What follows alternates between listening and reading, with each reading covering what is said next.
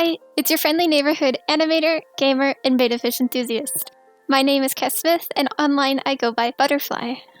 I love animals, especially my pets, and stories that take you to another world, whether it is living that story through a video game or watching it unfold in an immersive movie or show. And if there are animals, even better.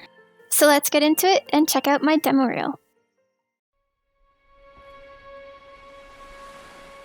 My mother told me someday I would buy galleys with good oars and sails to distant shores. Stand up high in the prow, you many foemen.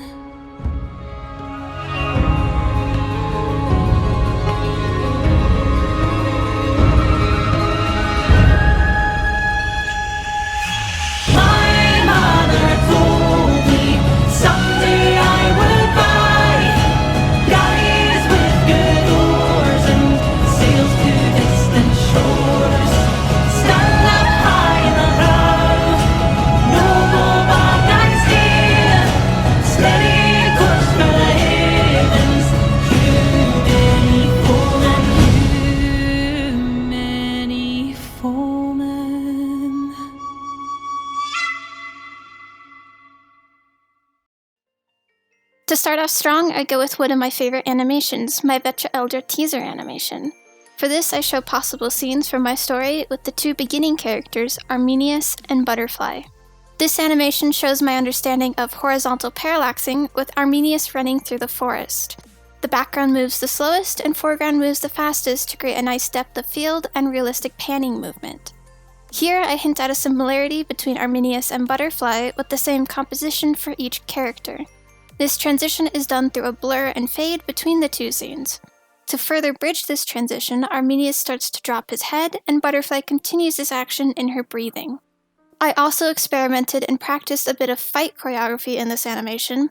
I used smear frames to convey the speed these characters are moving at and smooth out the actions. Continuing with Vetra Eldra is the Vetra Eldra title sequence. For this shot, I learned and experimented with the After Effects 3D camera. I wanted to create a battle scene reminiscent of something seen in a scroll depicting a myth. To achieve this, the wolves are all silhouettes, with color and texture differentiating them. Texture and color work hand in hand to separate the good wolves from the bad, as well as the different packs. Next, we transition into the Monarch TV station animations.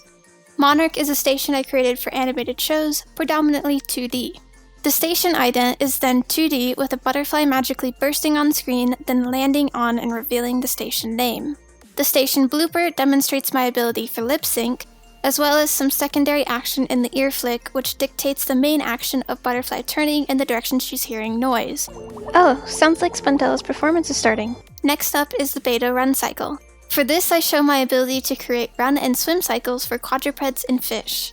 This then shows overlapping action in the fur, ears, and tongue of Butterfly, as well as follow-through action in her tail and the two beta fish's fins. I also play with timing in this animation, most notably in the beta fish's jumps. When they reach the climax of the jump, I use more frames and hold for slightly longer to let them be clearly seen and allow the fins to flare out. Butterfly then utilizes implied lines to further direct the audience's attention by looking at the fish jumping. I also show my process for going from rough animation to clean line art to final animation. This animation is a bit of a culmination of all my skills with frame-by-frame animation, puppet animation, tweening, and compositing. I also demonstrate my understanding of animation principles with anticipation and overshoot, shown here as Butterfly kicks her leg, with the leg dipping down in anticipation and overshooting as it goes up before settling back into place.